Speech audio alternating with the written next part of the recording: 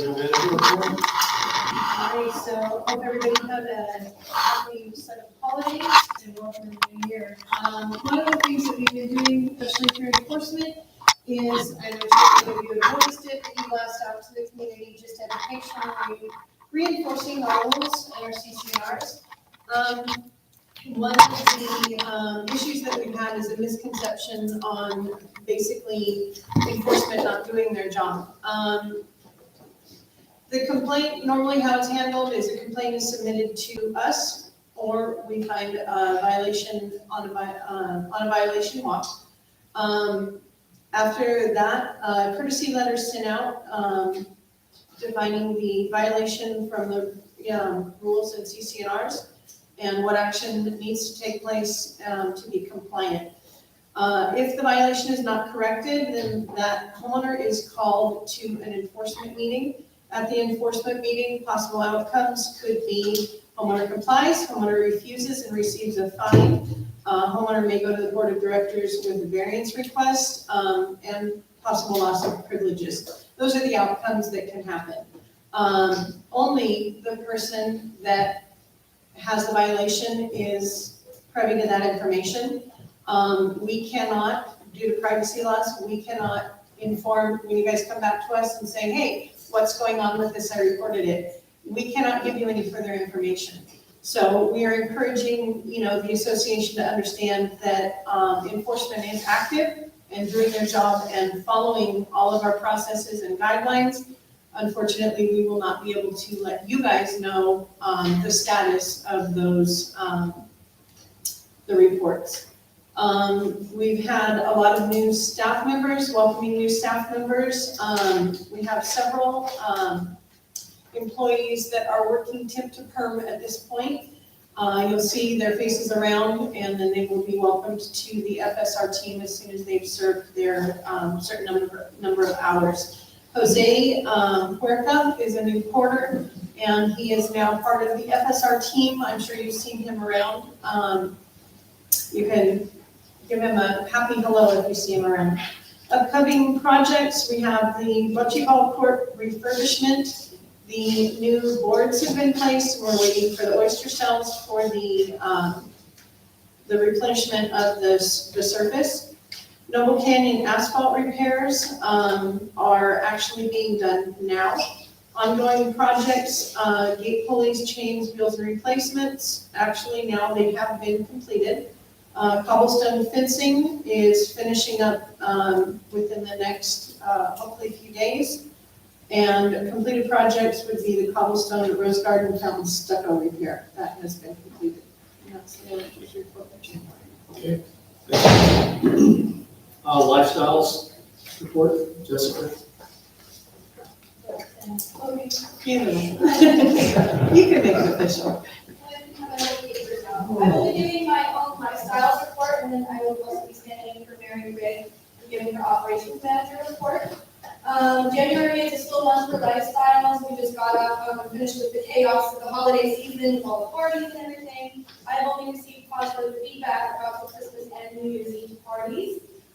Next up coming is going to be February 10th for our Valentine's Day sweetheart dinner. I'm not sure if you got the e-blast that went out about that today. Ticket sales will be on Monday at 8 a.m. down at the lodge, where you will see me and another friendly face to get you signed up for that.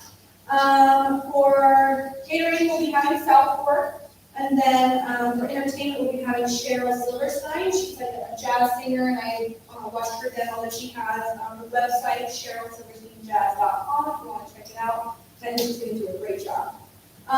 Various tiny events for the upcoming months. On the 12th, we have Movie Day, which is showing Get Smart. On the 26th, we'll be showing Heat. Mike Bingo was a huge hit last time, so we're going to be doing that again this month. Most likely hosted by Kathy and myself. That will be on the 19th from 6 to 8 in the ballroom. And then the dates for bingo and movie days are pending for February, but we will be having one of each of those each month moving forward. At the moment, we are fully staffed down at the lodge. As Tracy said, we've got some temps to perm hires going on down there, and it's really helping things run smoothly, which I obviously am thrilled about. And I look forward to continuing the year with positivity and progress. and focusing on activities and events that everyone's going to be looking forward to. Now, a message from the operations manager, Mary Rigg. A few updates. We have the 100-mile club. It started on January 2nd, and she says, although we are 10 days in, it is not too late to join. The volleyball court, as mentioned, had a small facelift with new oyster shells and bumpers. Next tournament begins in March, so stop by and join in. The weight loss program is going strong. 33 residents participating. We already have a minimum of $330 in the pot as a cash prize. The resident that loses the most percentage of weight is in for the injuries. 2 new dance classes this month, a hula class on Mondays at 9 a.m. and Tuesdays and Thursdays at 10 a.m. for jazzercise. We have had a lot of positive feedback on those, so stop by and try those out down in Blue Water. As always, they offer a free trial class. The jacuzzi is now up and running. Last week, the heater for the jacuzzi had to be replaced at the cost of $3,000, $629. The vendor informed us that this was due to a bubble bath being placed in the spa. This can easily be avoided by not placing a bubble bath in the spa. Please contact the operations manager if you have any questions or know how to use the bubbles. Updates for Pacific Crest Lodge. We have completed and updated our budget calendar for the fiscal year of 2024. And keep an eye out in the next few months for surveys. We want to hear from you, as do I and Mary, if you prefer. We want to hear from the residents and what it is we'd like to see more of in the upcoming year, and we will start those in February, so keep an eye out. Thank you. Thanks, Jessica. Okay, we'll move on to open forum. Jennifer?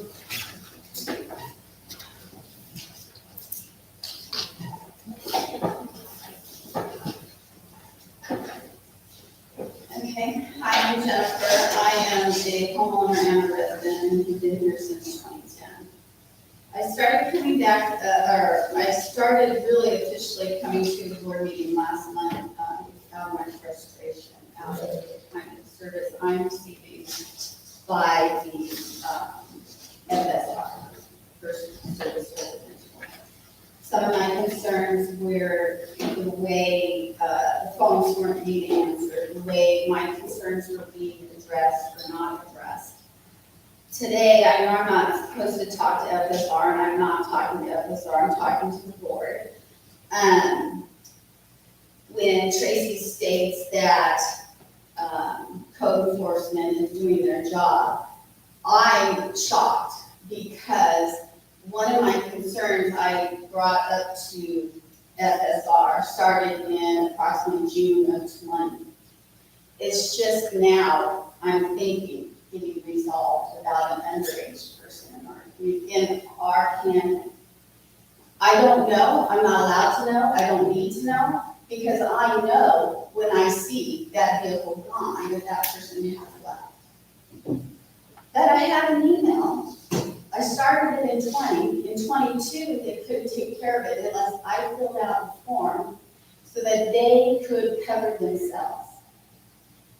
I didn't fill out that form. I was concerned about that. I was concerned about my safety and things like that. And also, if code enforcement is walking our community or even driving our community, the information I provided, they could see that car was there.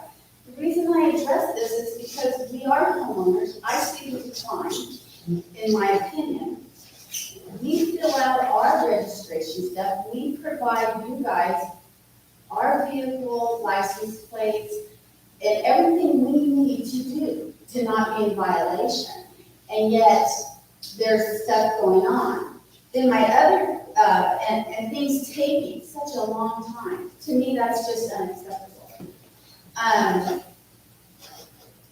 Last month when I was here, to be honest with you, I thought, okay, am I going to be the only one with a complaint or a concern? Because sometimes I might call up to the business office with a question or concern, but ultimately it turns into a complaint because of the way it's handled or not handled. So I had asked about, well, let's see, I had a concern with our property line because we have have a renter next door to us that is making things a little difficult on us. So I talked to Kara in September of '22, and at that time I also asked, just a question, she was kind and very helpful, and she gave me a copy of our property line, which she didn't have to do. She went above and beyond on that, and I want to give credit where credit is due. I asked her, what about animals? And she said that the board has now taken on that they will address some of those things and allow FSR to handle some of that stuff instead of just going to the county on nuisances. So that takes me to another date where I came up to get approval on our house being painted. And I asked about, at the front desk, about how many animals per household. You got 1 minute. Okay. And she said, who I asked, she said there is no limit. And I said, well, where do you find that, no limit? And she said, because she said, and pointed at another employee's desk. Well, then I found it in our rules and regulations, our CC&Rs. And I pointed it out, and it all just comes back to customer service again. So I brought it up, and she highlighted it, sent it to a person above her. And now we're 30 days later, and today I find out it is 2. So nobody helped her at the office. Today I went up there to get something, and I said, by the way, did you ever get an answer on how many animals are allowed?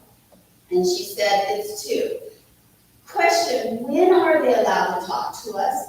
When are they allowed to give us some basic customer service? These are my concerns. I have more. I'll have to come back at another time. I'm learning this process, but FSR to me is a total failure, and I'm waiting. I love hearing how Jessica said there will be a survey. I wish that they would survey what other people are experiencing, because I found it's not just me. It's not just me having an issue. I'd like to see how other people feel about what we're paying for and what is being done for us. Thank you. Thank you.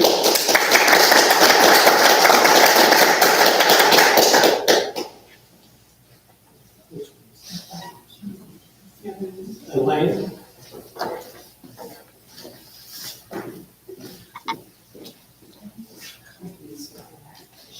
Okay.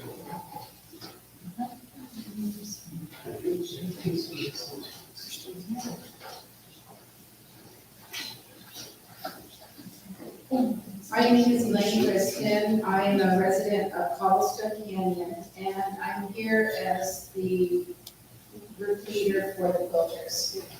I'll let you know, this year alone, we made 54 quilts for Royal Family Kids Camp, 25 quilts for the USS Santa Barbara submarine, each bearing a Trilogy label on the back, and numerous quilts for Trilogy veterans and veterans family. As a little background. The George quilting machine that we use was purchased in October 2015 for use by the Trilogy Quilting Club at a cost of $7,149. At the time of purchase, the board agreed that a safe storage should be located for the machine.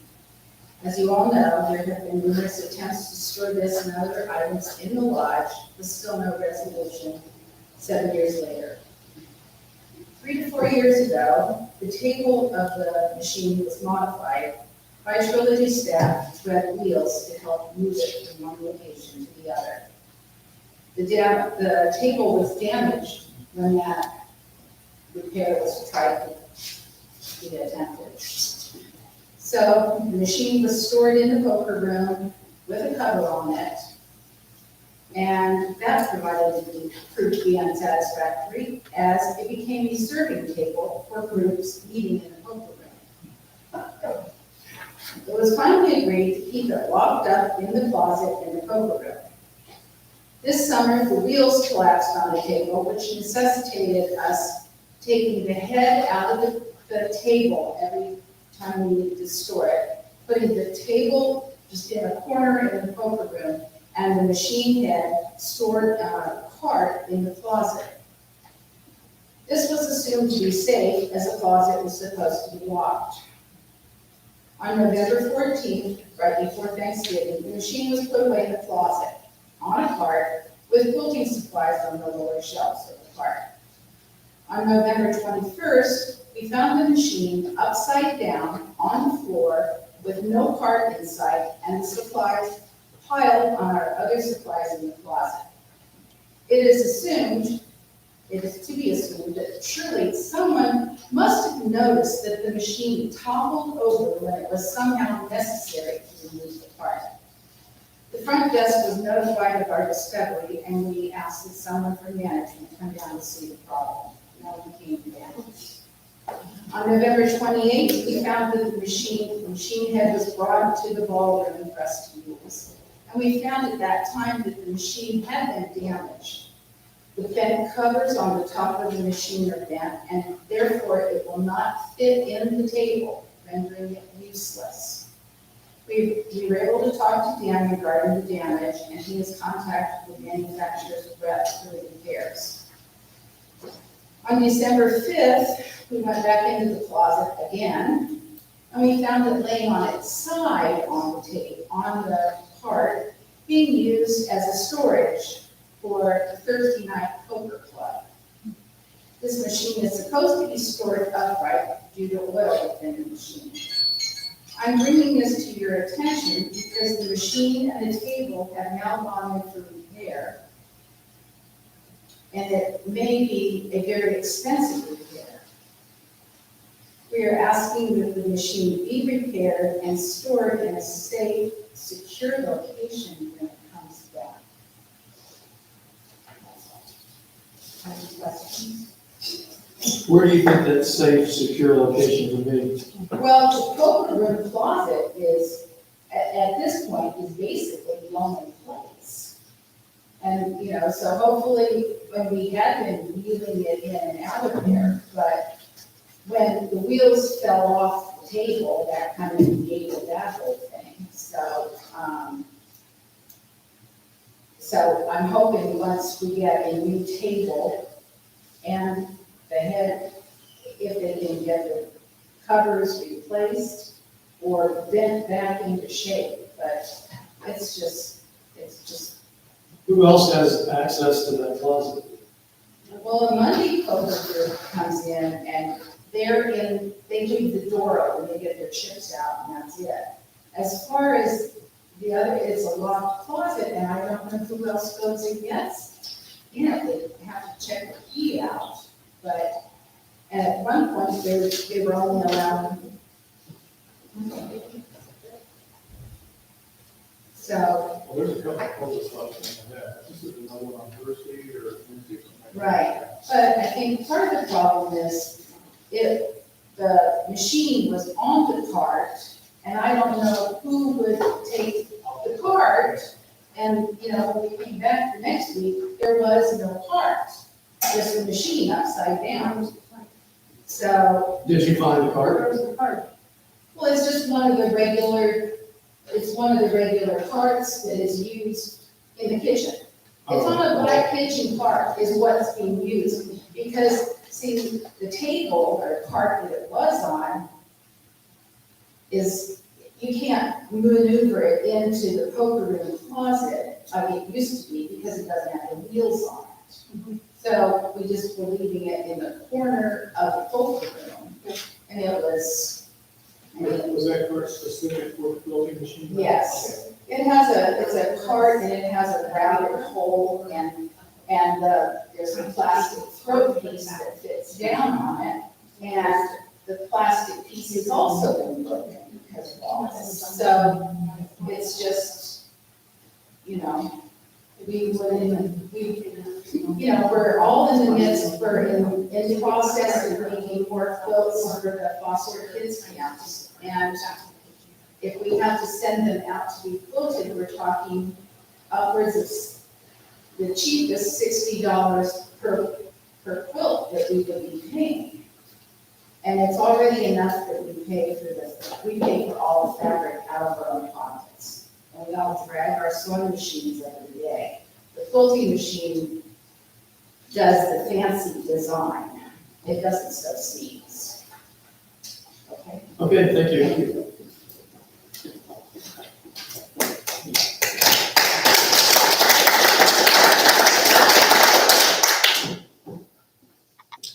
Some of you may be aware, there's a tremendous shortage of storage in this facility. So we actually had to stop buying new assets at one point because there's nowhere to put them. And so some of the assets we already own, meaning the HOA owns these assets. There's no proper place to store these. We've looked in the past at storage solutions, none of which have come to fruition. And so these kinds of things where there's shared storage, it becomes difficult to control what's going on within a storage facility. So we actually have a moratorium on any clubs buying new equipment unless they have a storage solution, because there's just no place left in the inn for putting anything new away. Okay, all right. Yeah, that's fine.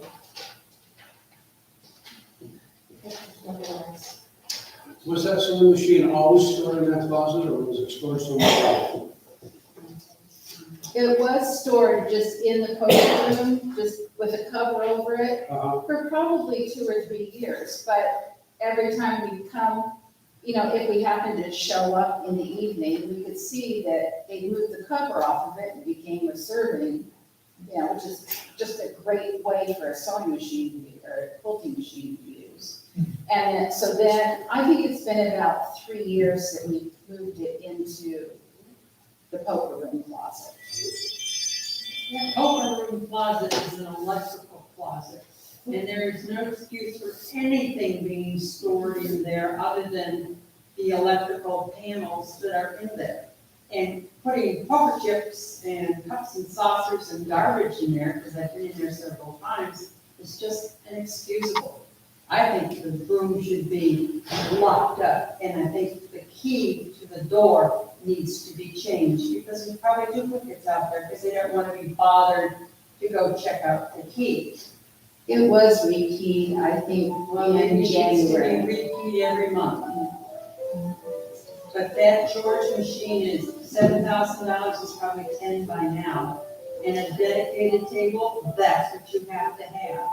And when the wheels fell off, then that's. Somebody have their phone on, would you please turn it off? I'm sorry.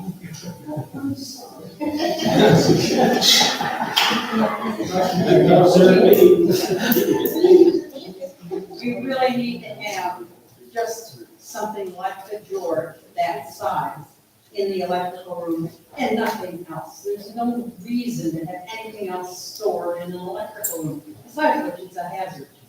Well, Dan, you and I need to check into that, but Yeah, so looking things up, we're currently working with a vendor it's out, it's in their shop for repairs. I'm also looking to get the table, because that's the problem. If it's not attached to that table, that thing's super top heavy on a rolling cart like that. If someone just grabs that handle, it's gonna fly, it's gonna fall.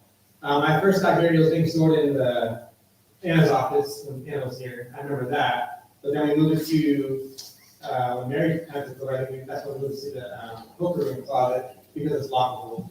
But yeah, again, people get in there and, you may have brought that to my attention, and upside down on the ground, and it's bent, it's completely bent, so. well, I would agree with what Joe just said. I doubt that electrical closet should be used Well, I think, as a I storage closet. thought it's more of like our camera equipment, right? It's more of our alarm, camera, we have an electrical room in the outside, next to the production room. This is more of a production, it's got alarm stuff,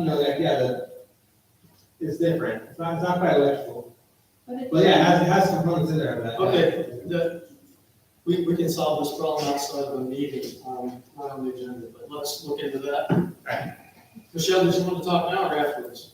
Okay, which, Fine, yeah, Okay. fine. now I understand about HOA is not gonna be made, but you said? Nobody knows that outside the board, so I don't know where you got that from. Well, it's already rumor out there. There's rumors that it's gonna be 0, and there's rumors that it's gonna be 40.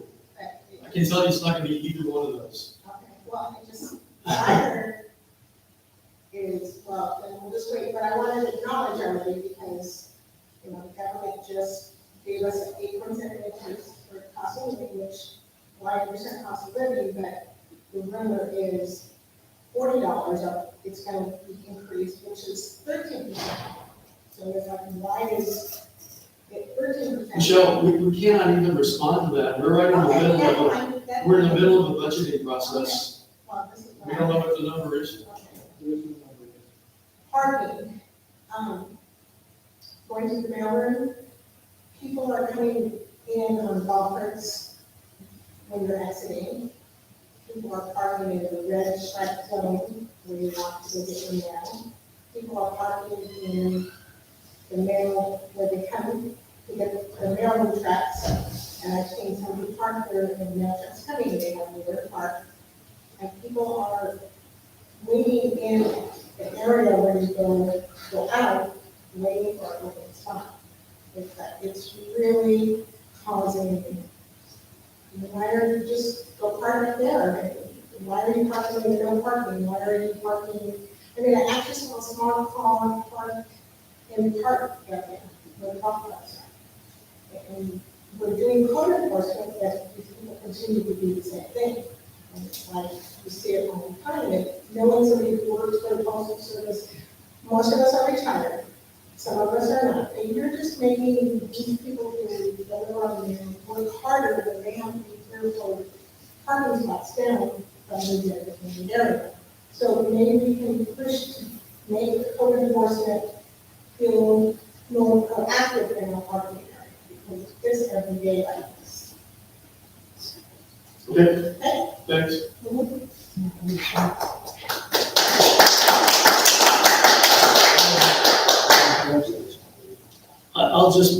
This is probably gonna sound offensive, but we basically have one part-time person that does code enforcement. And we have 1,317 homes and quite a bit of common area. They can't be all of those places at one time. So unless we want to post somebody out there during mail hours to make sure that nobody parks there, or that we have somebody patrolling it every day, it's gonna be very hard to be perfect on that all the time. I get it, we probably need to improve that.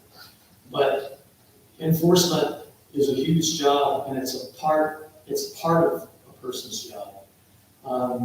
Earlier, we heard about underage residents and the issues with that.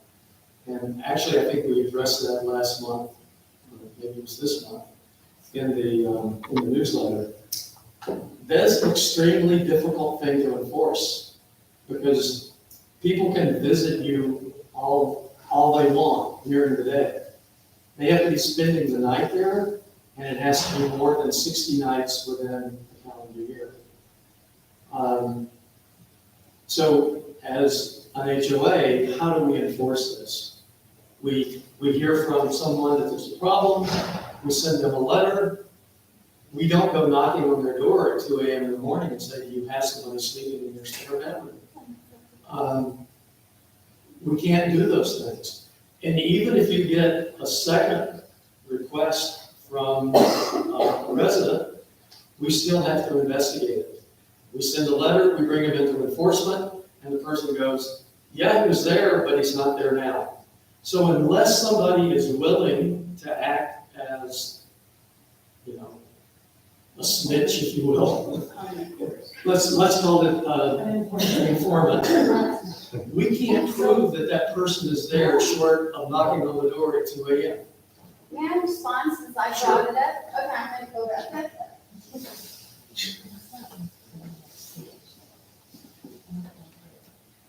I find some of these comments unacceptable and rude. And what you're doing is you're enforcing oh, there's 1,300 homes, or there's this, or there's that, and it's 3 years later. And the e-blast, I think they could be effective. But what I found offensive was about 6 months ago, and I talked to Tracy about it, was everything they don't do. They don't knock on doors at 2 in the morning. They don't do this. Tell us what you do for us. Do you return calls? Do you care about what we're bringing to your attention? Something that's a simple concern. We're the eyes and ears of this community that we pay dues for. We pay, and I haven't heard any rumors. I don't even talk to anyone else and know what else is going on. I simply am saying that customer service is an F. And when I sit in this board meeting and I hear you say that, that's even more offensive. Because then I get the impression in my mind that you guys go behind closed doors in an executive session and we're just a joke. We're snitches, we're complainers, we're all that. I understand, board members, you guys are volunteering your time. I know, and I appreciate that. I really do. This is our community, just as it's your community. Don't let it keep declining. I know it's not easy. Be considerate, but man, that was so offensive.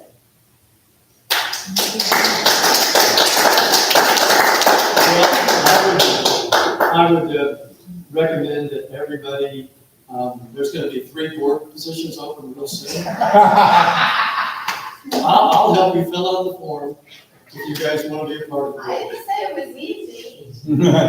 You're saying I'm being offensive just by telling you how the process works. No, not. That's the way the process works. I think the word snitch didn't help. I'm sorry? The word snitch didn't help. That was supposed to be a joke, I'm sorry. No, but it's Sorry. actually very Let me step in here. I can speak for the board on this issue. Code enforcement is something we spend a lot of time on. If everybody obeyed the rules, it wouldn't be a problem, okay? And the people who don't obey the rules happen to be our friends and neighbors. And we do have specified guidelines in our governing documents that dictate to us how we can proceed on these things. We proceed on them, we follow up on them. We probably spent, in our executive session this morning that started at 9 o'clock, was over by 1:30. Okay, we probably spent an hour on code enforcement, down the line. Some of them are very sensitive issues. They are totally confidential. Because if somebody came in and complained about anybody here, a couple of people on staff know that. Every member of the board would know that. But you two know. But know the code enforcements. We do review them. Some of us go out at night and patrol. Some of us go out and when we see a notice, we go out, we spend a half an hour or an hour of our time driving to that location, observing what's going on. Nobody in the community, unless you happen to live right next door to a problem, I can tell you there's nobody in the community that cares as much as the 5 members sitting here on the board. And we don't always agree. Sometimes we get testy at each other. Sometimes it's just a very delicate situation inside that household that we have to deal with. I understand your frustration. I have some of the same frustration. You don't have to necessarily sign a form. You come in and report that code enforcement, and we'll get to the board. The board will own that, and we do own them. Would you like a copy of this? Well, I don't know what you have, can't read that from here. Without my glasses, I couldn't read it from here. It's But, code enforcement saying I Believe me, must we sign. do take code enforcement very, very serious. I mean, I don't know how we're going to enforce the parking, because everybody knows what the parking rules are. Why don't they abide by it? Everybody knows there's a speed limit on the freeway. Right now, it's about 80 miles an hour, okay? But we've got the same issues here in our community as the CHP has. And we are sensitive to it. I guarantee you, we are sensitive to it. We will follow up on your complaint, I guarantee it.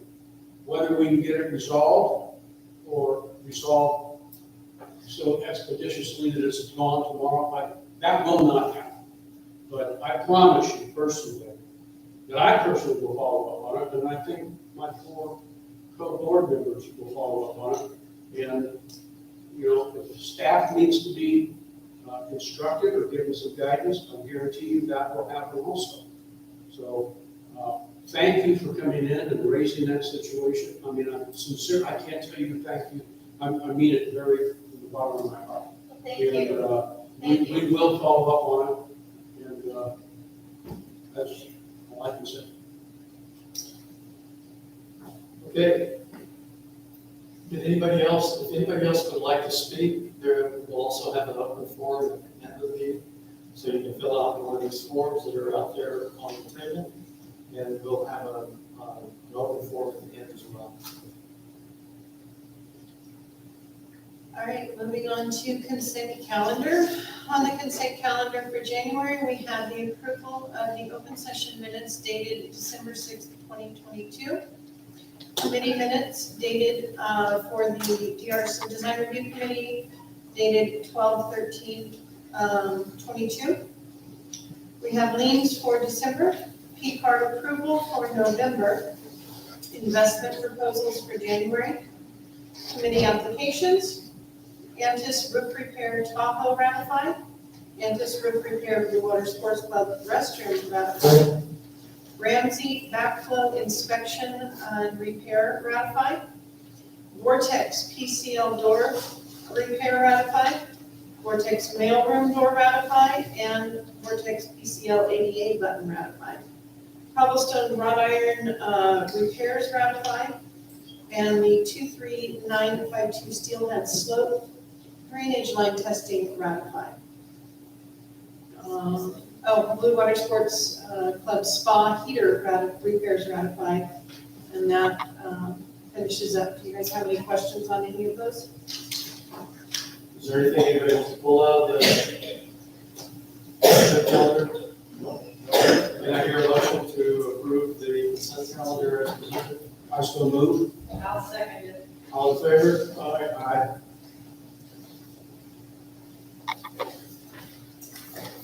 Okay, moving on to new business. Financials. So I'll be reviewing financial statements prepared by First Service Residential, 1 month ended November 30th, 2022. A review of the statements were performed for accuracy and integrity, and statements are fairly stated and budget variances have been explained. For our summary of reserve funds, our year-to-date balance, which includes our beginning balance, our homeowner assessments, interest earned, and expenditures made. Our year-to-date balance for master is $5,583,028. Condo is $1,611,995. Elevator, $721,836. Total of all three, $7,916,859. The liquidity ratios are healthy across all three, with anything over 1 being considered healthy. Our master is at 1.4, condo 18.5, elevator 4.8. Our aging and uncollectible HOA over 60-day delinquencies. For the master, we have 5, condo we have 1, and elevator we have 1. Our summary of operations and budget. For our operating revenue, we have a variance to budget, a favorable variance of $14,261. Operating expenses, we have a favorable budget of $95,740. And for net income, we have favorable balance of $110,001. For our year-to-date variance with explanations, our operating revenue, we're over budget $15,261. resulting from avocado revenue being over budget due to bumper crop and timing of allocations.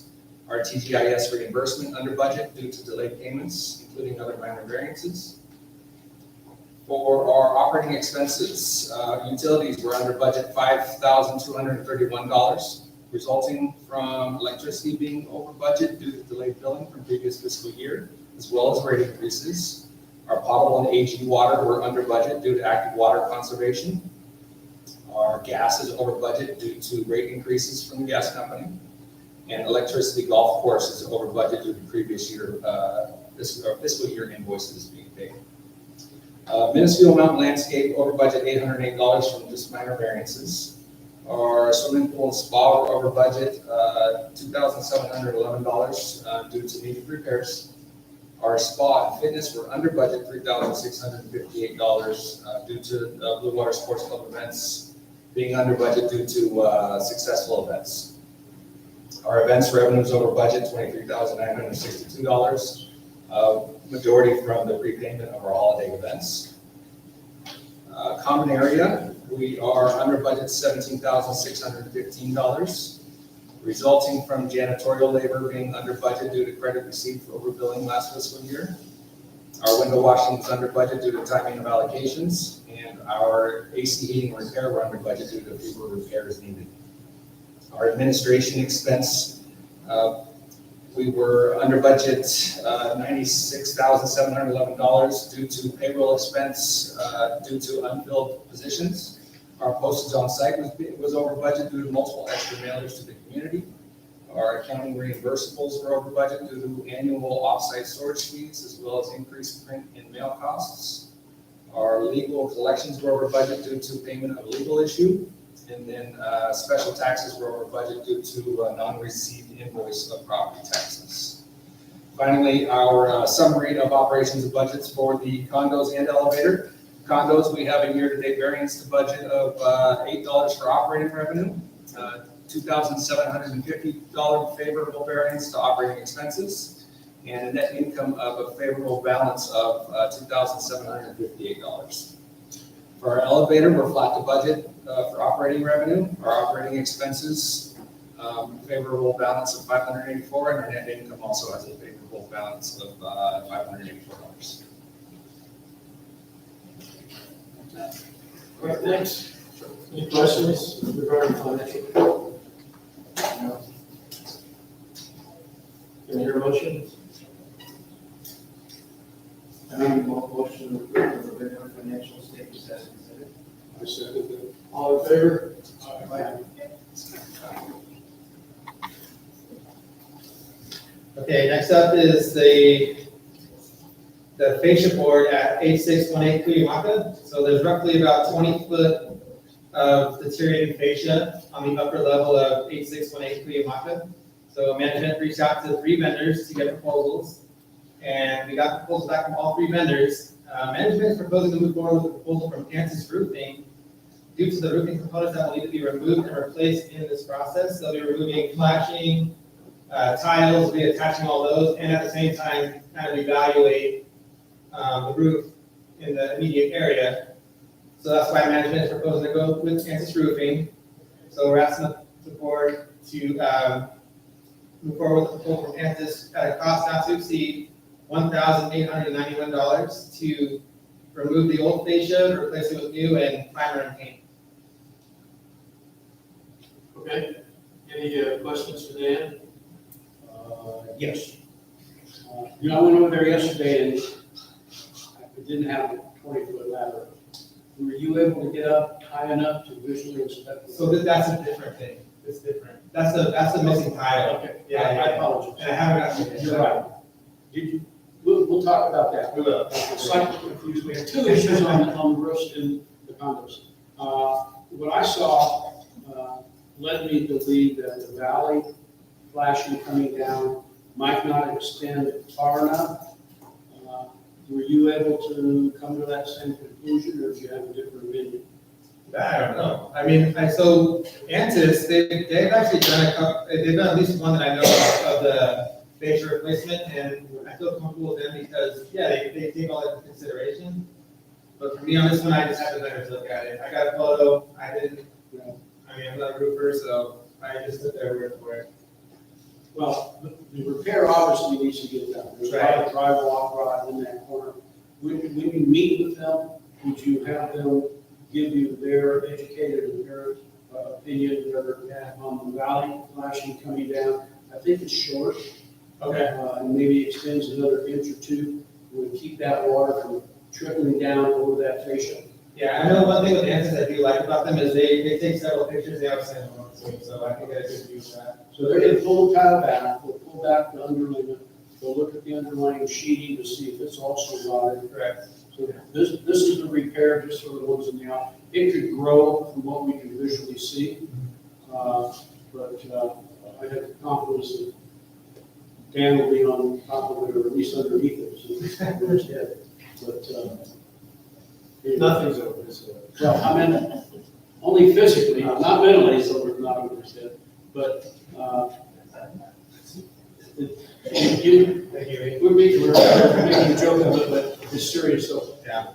Just let me know what For you sure. find And out. I'm always with them on the outside, I would get, get pictures, get information, so I'll ask them. I used to climb on roofs, I don't climb on roofs anymore, too old to do that. I couldn't survive the fall anymore. So Dan, explain again why you're going with a higher bid. They're not the highest, but they are higher mainly because there is roofing involved where they gotta remove tiles and flashing and reattach it. So I think it's Prestige Paint, Right. who's the lowest. I don't know much about them, to be honest, they're a painting company. I'm sure they'll handle the job, I really do. But I just feel because there's roofing elements involved, they're also gonna be looking at roofing elements. I just feel the most comfortable going with them, but again, I mean, it's totally up to the board. I do feel any of these vendors would do the job correctly, I really do. I just figured since it's roofing elements involved, and, I thought a roofer would be kind of the way to go with this one. Well, we didn't know from the beginning that there might be roofing involved. Is the reason we got two painting companies and only one roofing company involved? Well, the paint company I do, because usually painters do a lot of wood replacement. Pretty much all painters do wood replacement, so I always hit them first. But since Ansys recently did the job in cobblestone, and they actually replaced one of those there, I guess they missed this one, but it wasn't included in the original scope. It was more of it was on that contingency, we had to add a contingency in case they come across additional issues. They replaced it, but again, I went with Ansys because, that's stuff they actually do cover. They do. Okay. All right, any questions to Dan? Somebody like to make a motion? I'll make a motion to approve the proposal for Kansas Roofing to repair the fish board on the campus wood lot for $1,895. I second that. Any further discussion? All in favor? Aye. Okay, next one up is gonna be our Lake Center trellis here, and also our Trilogy Bowl trellis, repair and paint. So, kind of the survey of this Lake Center trellis, there is definite obvious wood rot. So I walked with multiple vendors and marked some boards that I can obviously see that is wood rot that needs replacement. Turns out there's quite a bit. One of them, the major one, is one of the posts that is kind of facing that lake. Pretty much right over here, the wrought iron is actually bolted into it, and if you kind of wiggle that wrought iron, it's a matter of time before it comes loose. So that's an issue, but there's other areas of rotted wood. So after meeting with multiple vendors, I got a scope back. I provided them with a work scope of what boards need to be replaced. And I know that when you do start dismantling trellises from experience, I do know that you can find more wood rot. So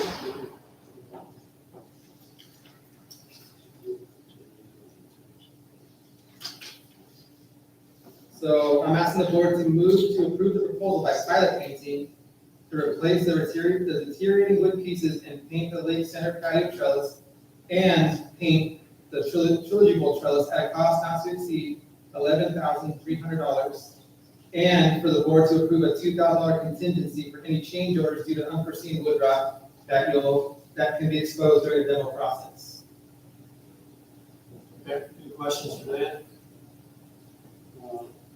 Well, I'm hesitant to raise this issue, but anything at the Trilogy Bowl, above where, let's call it the bandstand area, we do not own that structure.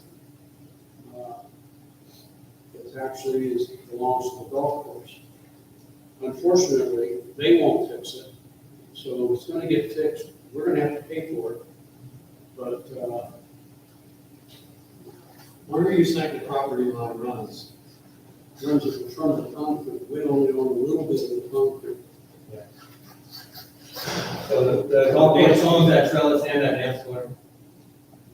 But we have maintenance obligations over this. This is the catch 22. If we don't pay for it, it's not gonna get done.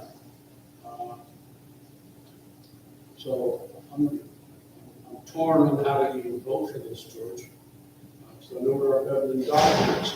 I'm gonna throw it out to, if it's funded by TGIS, I'd approve the work. But TGMA does not own that structure at the Trilogy Bowl. The Lake Center is a whole different situation. Obviously, we own that. But there is $11,500. I'm not saying the work doesn't need to be done. It's not our material, it's not our property, it's not our. small part of that receives the Trilogy Bowl. So, yeah, Trilogy Bowl is just paint. And just as bad, there's all just there. We use that all the time. We should make it nice for us. For $1,000, it makes no sense to me. We do have reserves for that. I know the Trilogy Bowl technically, the trellis technically is golf course property. We do have reserves for it. We are reserving for that currently. For the trellis. We are. Well, I mean, it's not really, it's both. But it's more than a financial question at this point. It also becomes a legal question. Because I don't think under our CCNRs and probably under California law, that we, without some kind of signed easement, that we can spend association money on somebody else's property.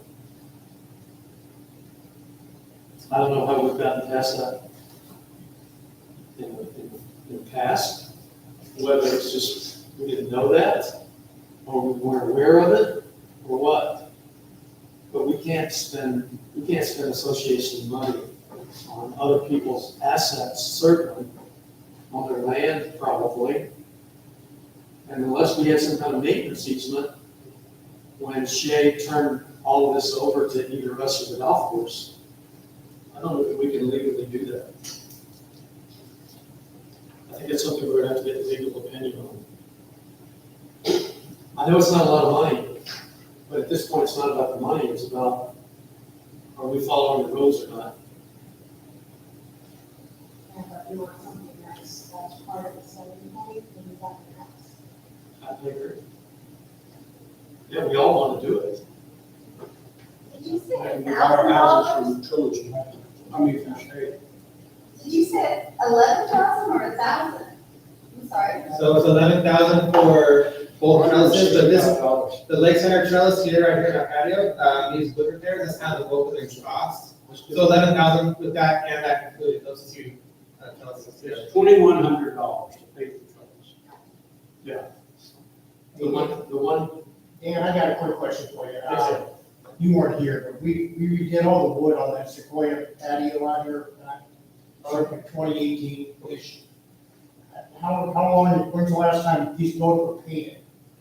Probably You since know, then, first two, it looks like it's most 5 years. probably since then, probably, that might have been the last time. I haven't seen it being painted. How You long- can tell it's super faded. These fountains get a lot of overspray on there. It's kind of messing up the wrought iron and the wood. It's got, I don't know if it's chemicals, but it's definitely got some buildup like calcium or something where it's speeding up the process for deterioration. But back in 2018 or whatever it was, when they fixed the patio cover here, right on the Sequoia, they also did work on the trellis over the, where the band stands.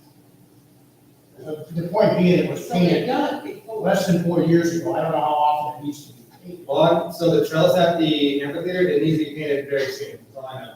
Before we start I getting just wondered how long the paint lasts when you get it, Yeah. you know, it's- maybe we could go to aluminum wood or something and not have to worry about painting it up again.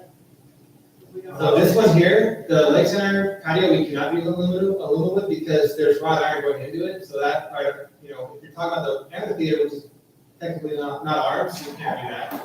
But this trellis back here, we have to keep it with wood, there's just no way. Not aluminum wood anyway, they maybe do something else, like, some sort of recycled plastic material, which is an option, that's very, very expensive. I think that was looked at when the thing was redone in 2017 or 18, whatever it was. And for some, whatever reason, it was decided not to go with some kind of Trex or aluminum wood or something like that. But I think too, with recycled plastic like Trex, the color match won't match the paint here too, that's definitely about that too. You only have so many options for colors. Yeah. And you gotta hold on, that rudder needs to hold on to something, it's gotta anchor to something. Trex is primarily a decking material, it's not necessarily a structural material. Why wouldn't you want to go aluminum with it? Because of rod iron, it anchors right into it. I don't think it'll hold. So I have aluminum in my house, and you can't put anything into it. You just can't. It's a thin aluminum. It doesn't take golf balls well either, by the way. Yeah. And with leaf playing, I think it goes by, and I'll say it that way. Yeah, I don't think aluminum is the smart way. I think you can stick with wood or some sort of hard material. But then again, you gotta think about, well, it's paint. So I think at this point, wood's probably our best option. At least with the lake center. And that's just the trellis out along the lake, right? Yeah, It's not this overhang out here. correct. The overhang on here is pretty good. This will get touched up when we do the clubhouse paint. Well, I think if we don't maintain it, it's going to deteriorate. It will speed up the rotting and the dry rotting of it, so I don't think we have a choice other than painting it. Because I believe it was painted before not stained. Did you agree with that? Oh, the trellis? Yeah. That is paint, for sure paint. So I don't think there's a choice but to paint it. And unfortunately, and I've painted trellises myself in my own home, you're painting a lot of air. I mean, there's just an awful lot of work to cover all those little pieces, so. well, I don't seem to have quite as many little pieces as some of them do. So if you look at this trellis here, it needs a lot of wood replacement too, not just paint. All the boots are completely shut, they're all shot. That post is a cause of concern, there's a crossbar even that, you can see it kind of coming down already. It's rotten where that joint's at above the post. And there's a lot of weight on top of it with the last pieces. The bid I have right now, if you guys want to look into, maybe looking at a legal opinion, I do need to redo this proposal because I did it as a bundle package with those two trellises. I have to circle back with the vendors to get those proposals separated, which is fine. But I just want to let you know that I do have to get new proposals if we do want to do search for a legal opinion on the amphitheater trellis. Well, we have a real strong legal position on Lake 16. We couldn't spend $1 on property that wasn't ours. The neighborhood gathered together and we raised $50 and donated that to the golf course. $50? $50,000. I had a name, just telling you. And Lake 16 got repaired, but maybe we could do some horse trading with the golf course, but I know we could probably get permission, but we've already got a legal position on spending money on the property we do not own. So, Okay, so I would suggest that we table this. You come back with the proposals that break those two out. Okay. I saw some of the vendors did break them out, but Pilot did not. So we need those broken out, and then we need a legal opinion on what are our options vis-a-vis the Trilogy Bowl part of it. Okay. Okay? So the next projects I'm speaking on behalf of Mary Ray. So next up is the karaoke computer. The background of this, replacing the missing computer that was used to house music for the karaoke club. The club has been inactive since 2020, and the computer has not been located. We're looking for the board to approve the replacement of the missing computer used by the karaoke club at a total amount not to exceed $414.44. It looks like purchasing it from Best Buy. It includes tax, shipping, and has the best graphics capability out of all the ones that Mary had researched. So my first question is, where did the first computer go? It has not been located, that's a pretty, I will speak up on that ever since, so when I joined the team, it was right before we opened all the facilities back up. Prior to COVID and the shutdowns, apparently this had been used. But, when we started to open back up, Nicole, who used to handle Blue Water, was unaware where the computer was. There have been rumors, nothing confirmed, that it was with whoever was running it with the club. They're saying they didn't have it, so nobody knows. It has, since COVID, since the shutdown, it has not been, it's not here on site with Trilogy, so,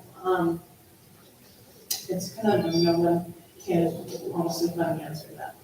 are the people in this club, were they the people that were running the club prior to COVID? I do not have that information, that I do not. Who's to say it won't happen again? Why do you want to do it? Because the computer, if we buy a new computer, the karaoke machine is unusable without it. You can't operate the machine without it. So we have an asset that cannot be used unless we get this piece of equipment.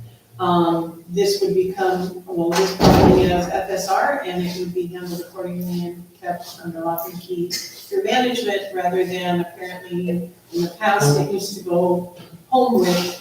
Yeah, Club member. Arnie used to run that whole thing. Well, I don't know. Arnie moved away, so I don't know if Arnie took the computer with him or he moved or what, but we need to have obviously a procedure where, And it will be kept locked up with the karaoke unit. And checked out. Correct. It will be, and it will actually, what we had talked about, and Mary and I talked about this, the computer will actually be kept locked up here at the Lake Center, because apparently the karaoke machine is going to be used here more than anywhere else. If the Lake Center is closed, then one of the other employees from the lounge or Blue Water will be coming up to, they have access to our office, so they would be able to unlock it and check it out. okay, Documented and checked it out? Well, it'll be documented who's hosting the event, so, yeah. Well, I mean, that's what they're tracking. You check it out from us. Right. They determine it. Yep. And it's up to them. We don't have a doubt at this point that it will be, it will not be going home with anyone, it will stay here on property. okay. Any questions for Dan? No. For your proposal? I move we buy the HP laptop with 8 gigs of memory for $414.44 from Best Buy. For the karaoke. I second. All right, any further discussion? All in favor? Aye. Okay, the same topic, we have karaoke speaker stands.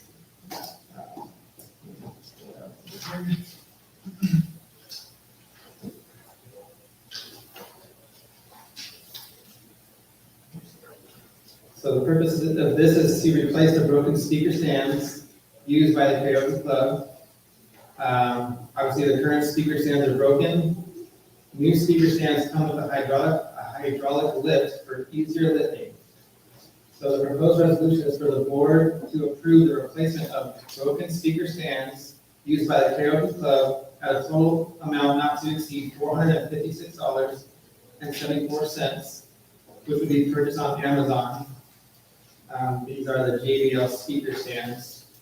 When I clicked on it, it looks like it's a pack of two. So there's two stands with a carrying bag. Who was storing this at? The karaoke machine, the machine, the stands will be stored in the locked cabinet, the locked closet here in this foyer room. The computer for the karaoke machine will be stored in the Lake's office. Okay, any questions for Dan? Somebody want to make a motion? I move we buy the karaoke speaker stands. As presented. Okay. Anybody gonna second that motion? I'll second it. All right. Any further discussion? All in favor? Tennis court. Okay, tennis court number 4, needs a new net. The net that is currently on there is deteriorating and needs to be replaced. Management reached out to 3 vendors for proposals.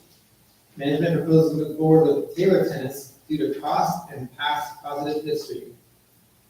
So management is looking for the board to approve the proposal by Taylor Tennis to replace the net on court 4 with a new double top tennis court net at a cost not to exceed $485. Okay, I do have a question. We just refurbished court 2, didn't we? 2 and 3, yes. Okay, but we, on court 2, was it 2 that we converted from tennis to? I think court 3. Okay, Court 3 what happened to the net that was there? Was it not worth saving, or did we save it? You know, I don't have an answer for that. I don't know. I'm not sure. Do you let me know, Scott? I don't know. Let's check to make sure we don't have that stored somewhere. I was thought of that. Well, if I don't have it, and if Mary's doing this, I'm assuming we don't have it at all. Because we have been in our shed, we have our storage, I don't think we have it on site. It must have been discarded. Okay. I move that we'll replace this tennis court net, subject to at least investigating to see if we were smart enough to salvage the one that we took out about 6 months ago. okay. Okay, for a second. I'll second it. All right, all in favor? Aye. So we're approving that. We're approving it on. Yeah, we're continuing to come in, admin. All right, Okay. Next up is the Blue Water Sports Club washer and dryer. A washer and dryer are needed to wash linen, shower liners, and microfiber towels. The sports club manager has been taking these items home to wash, but the volume is too much. This is to replace the washer and dryer that was previously in the sports club. The previous appliances were non-operational for some time. Management is looking for the board to approve the purchase of a washer and dryer from Lowe's at a cost not to exceed $1,448.70, which includes tax, delivery, and 3-year warranty, and additional installation parts. Okay. Question, have we reclaimed that room? Is it now vacant? It's still occupied. It is occupied. Yep, I checked What are it. they gonna do with what's being stored in there right now? I think the last time we talked with the TGIF board, they were looking for additional solution for storage for them, but I did alert the Holiday Boutique back in November that they were not to put their stuff back in that room, and they still did. So right now, I think from the last TGIF board meeting, they were talking about a solution, but I know we definitely need a washer and dryer on site for, washing things that. I have pushed for that. As a matter of fact. That room is lockable.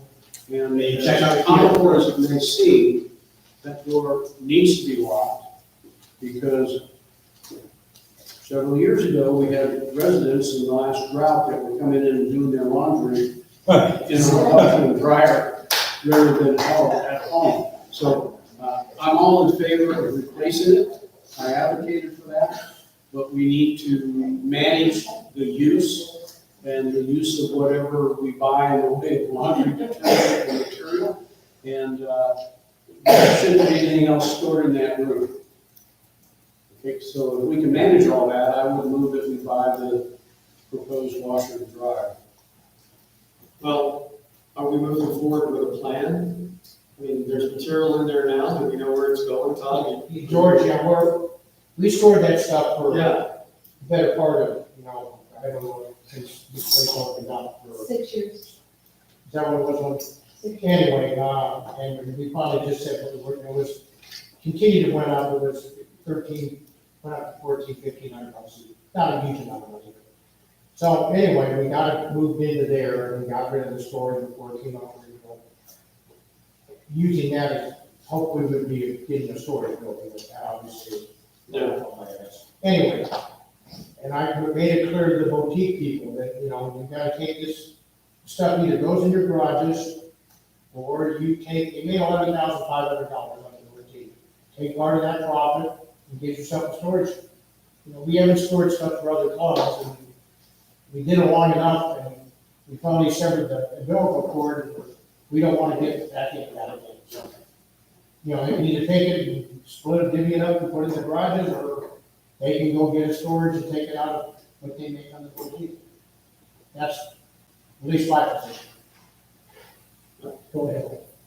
Okay, I'm Cobblestone and Sunshine president, so tomorrow is the boutique final meeting.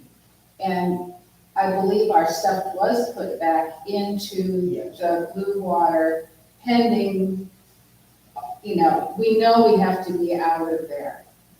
But we were hoping to get TGIS to maybe support, but I do believe, I don't want to be quoted as fact, but I do believe that we've saved out $1,500 thereabouts to use to move the stuff back to American Storage, US, whatever it's all down the street. So yes, we know we have to get it out of there.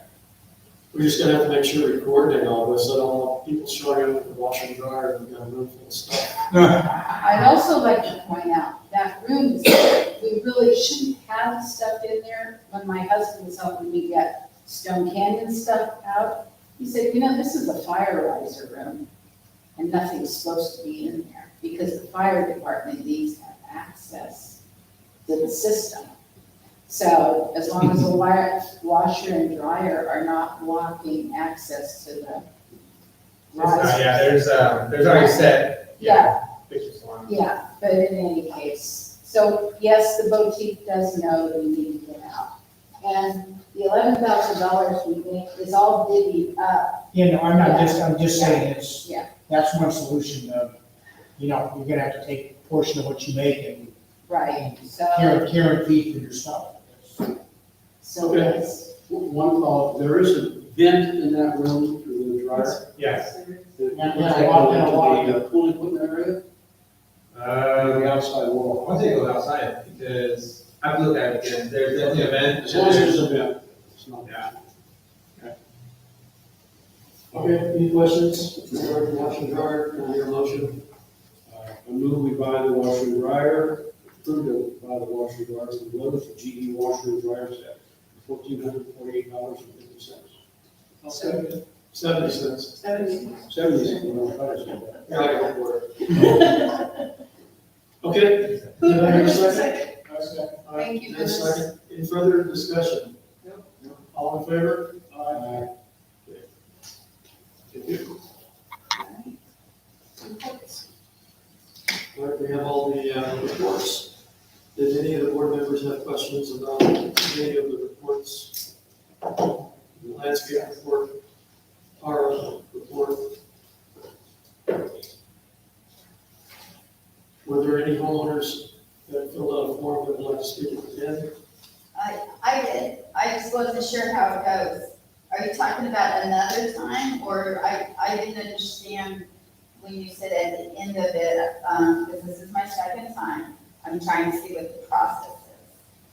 Well, I mean, yeah, the process is if you have a different subject, I guess I'd be glad to listen to it. Okay. We don't need to hear what you said the first time. You were loud and clear. Got it. But if you have a different subject you'd like to, I think we have time, yes. Okay, but is that the process, because I don't want to break any rules. I'm just asking, when you said if anyone wants to stay at the end and has anything, is that what you mean by filling out another Yeah, form? yeah. Okay, so that's okay. We have two speaker forums, one at the beginning and one at the end, open forums. Okay, So you can, okay, I had a couple questions regarding, let me just, it's different, okay, but, when they were talking about the postage budget, it's a small thing, but I'm just curious. We pay our HOAs automatically. Why do we always get an envelope? And who pays for those? Because I throw it in the trash every month. We get an extra envelope, and so we're gonna write a check, send in our HOAs. It's kind of small, but I'm hearing, expenses and stuff like that. And if they're sending them out to the 1,500 and some homes, that could cost some money. I don't know, we'll look into that. You're set up on auto pay. We I are. think you can opt out of the mail, I believe, can't you? I don't get a mail, I get a statement showing, I don't even get that. Yeah. so you I auto pay and I just. we all take, Yes. they take it off our account. Is that all? So, if I can interject, if you get a statement mailed to you, it automatically is gonna come with a return envelope, but if you are making your payments automatically, you can have your statement emailed to you and opt out of the physical mailing. A physical mailing is gonna come with a paper envelope, but, and there's no way to say this person wants an envelope and this person doesn't, within the system, there's no way to You can opt out of you mailings. can opt out of the mailers, but unfortunately, the mailers are going to come with an envelope. Okay. Yes. Executive session. How do you get to go into an executive session if it's a sensitive, concern and we're not in trouble for anything? How do you do that? Because I asked that last month and I didn't get an answer.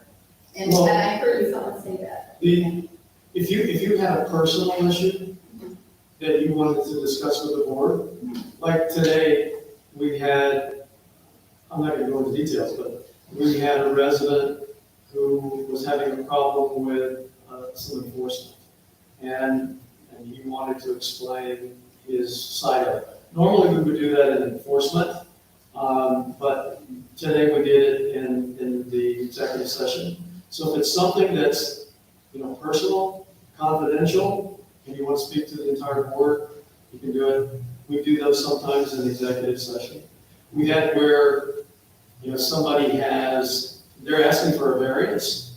Let's say they missed a payment because, something bad happened, and they're wanting us to give them a variance. They'll come in and speak to the board about why they want that variance. So all you have to do is, ask for a meeting with the board and give a logical reason. It can't be, I just want to meet with the board. They're going to obviously look at your reason and see if it fits the bill. And do I submit that to all?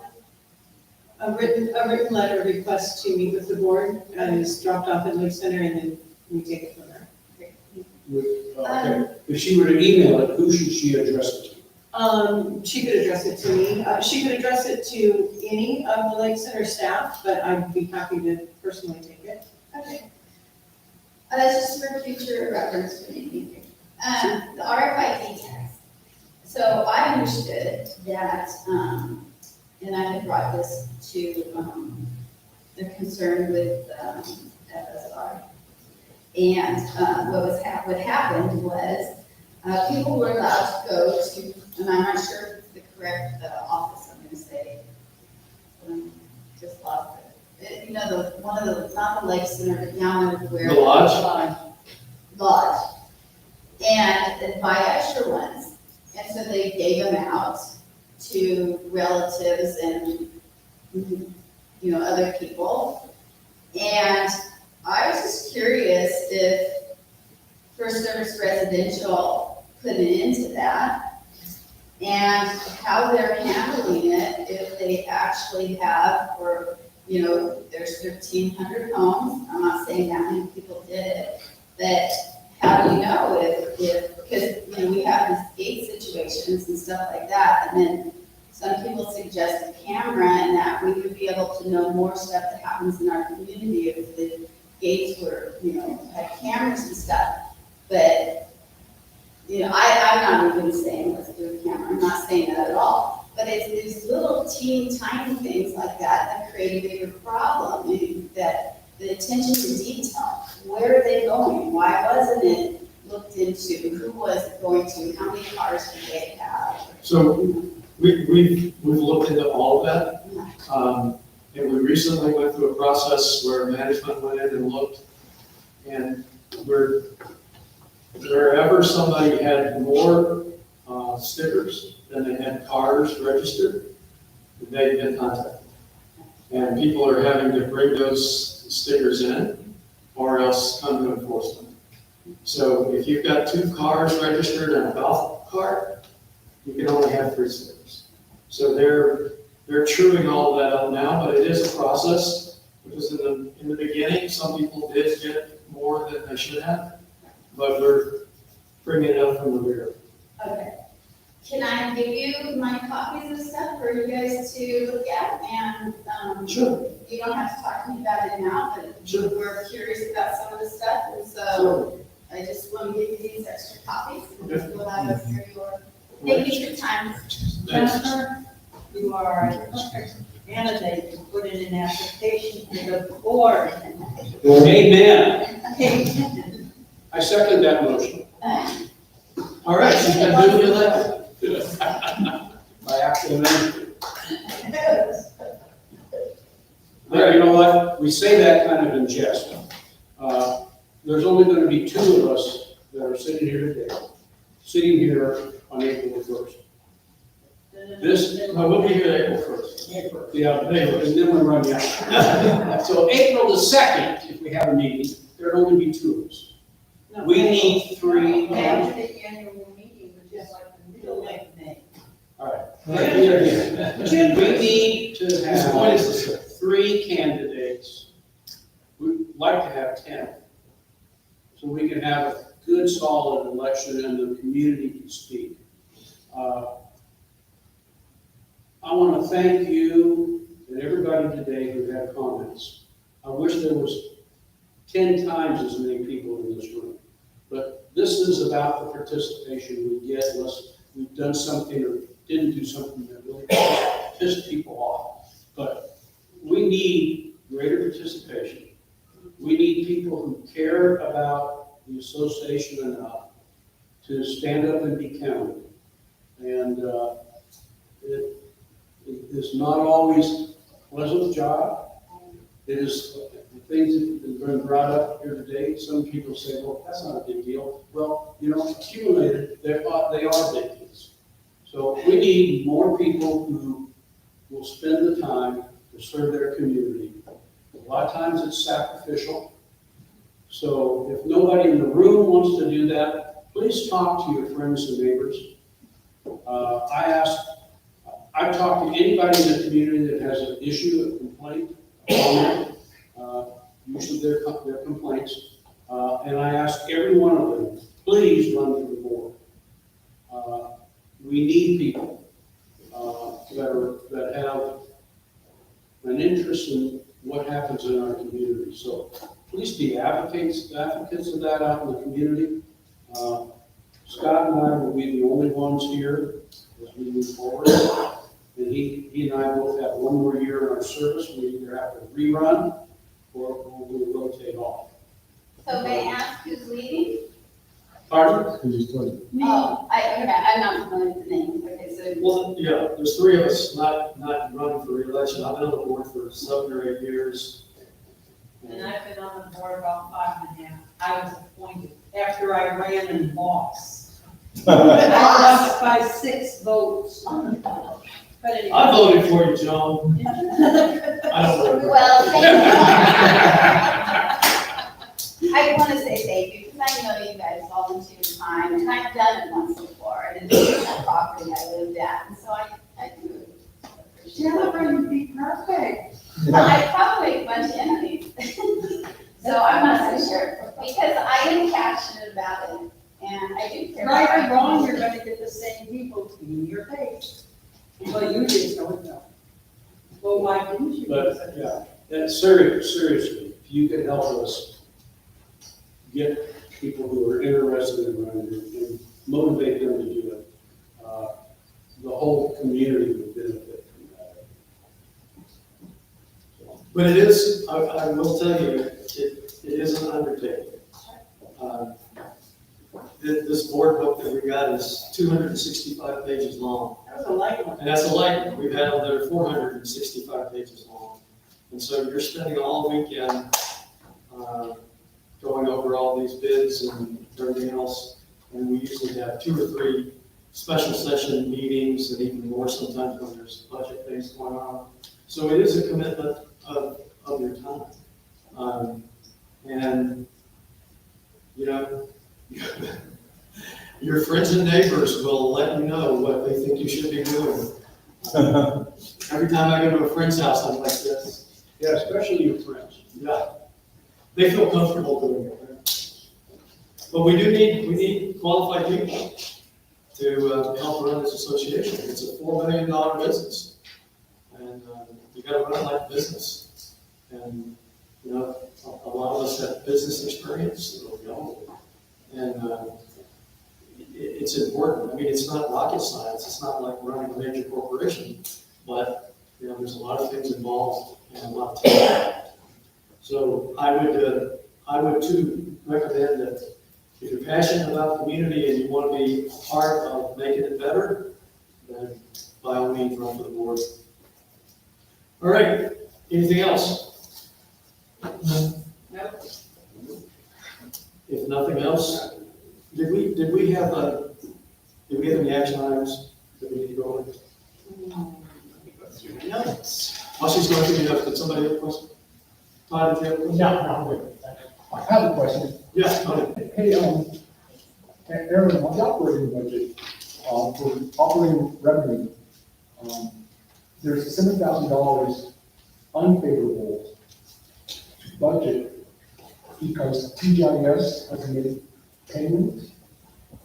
Those deadbeats, let's spring them up. I don't know. I don't remember seeing that, Tony. I'm sorry, what did you say, Tony? So, in the So for TGIS, just so you guys understand, there are multiple budgeted items for TGIS that a lot of them are, so to say, trued up at the end of the year, especially when it comes to events, because they can fluctuate, and sometimes TGIS will pay things on our behalf to get payments out to specialty vendors that might not be on our payment system. So there's always a little bit left over, but multiple, like the monument and a few other things, TGIS normally just makes the payment at the end of the year, at the end of our fiscal year. So, If I'm correct, we have, I think, 2 or 3 checks that came in December that will be up beyond the report. For TGIS. Yes, sir. So it's all trued up at one point. yes. And Tony, we know where every one of those people lives. We'll go get the money, right, Todd? As far as action items, we have the, checking to see if we have the net from court number 3, and then also the table item, the 2 items, the breakout of LLC versus Bowl, and then research the legal on whether we can do the Bowl or not, other than those items that were, related to, new business. That was it. Did the board have other action items? Oh, and the flashing. Hey, George, one more thing, please. Yeah. You know, I would suggest on that parking issue for the mail, that maybe an email blast, where I could remind the residents, Yeah. please, to come in a new sense of no trucks that they cannot park, Yeah. just not gonna park, you know, just gonna move on. So that email blast is a very Yeah. powerful tool. Thank you, Tony, and that was something that I was gonna say earlier, I just didn't wanna disrupt the rest of Okay, it. so That is something that will be going out as let's a put reminder. that on the Yes. action list as well. We are getting pretty regular with e-blast. You have to be careful to get to the point where people just don't read them anymore. Yes. But I think it's a great way to communicate. People are more likely to read that than they are a piece of mail. So action items, e-blast report. Yeah, there you I go. think it would be nice to have a name there, who we are to call if we disagree or have a question about Disagree or have a question about what? the e-blast. That they're telling us how to behave. I don't understand the question. So if you don't, you mean if you don't understand the e-blast or you have a problem with it, you want to be able to call somebody and discuss it? You know, Lake Center, so Lake Center office would be the best bet. And if Alexa or one of the associates at the front desk can't help you, they will refer you over to one of the three of us. I mean, e-blast is not done by necessarily one person. No. No e-blast goes out without Tracy having looked at it. So, Management, one of us. yeah, somebody in management will look at it. And sometimes even they'll have somebody from the board look at it if it's particularly sensitive. So there's no one person that you would go back to. Other earlier comments notwithstanding, you ought to be able to go to the front desk and say, hey, I have a question about this, and they should be able to put you through to the person that can answer that question. One thing is getting an e-blast every other day about the Christmas party or the Thanksgiving party. Why can't we just do one a week or something like that? If they're gonna do so many of the others. Well, I mean, there's two ways to look at that. If you get an e-blast that has more than one or two subjects on it, 90% of the people You know what I mean? It's one subject, but it's the same subject every other day. Repetitive, like. Oh, I see what you're saying. Yeah. Now, I'm guilty. I had one sent yesterday. I have the same one sent today.